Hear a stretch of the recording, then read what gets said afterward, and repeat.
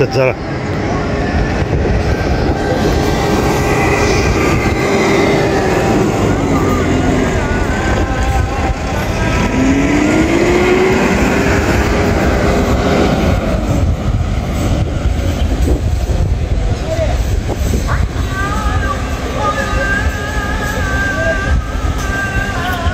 Hayır arkadaşlar, burası Kırmızı Köprü.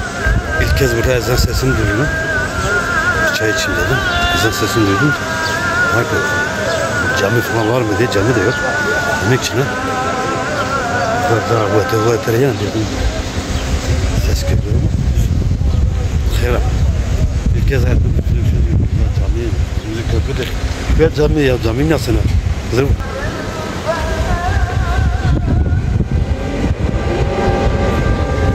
شنو يسوق؟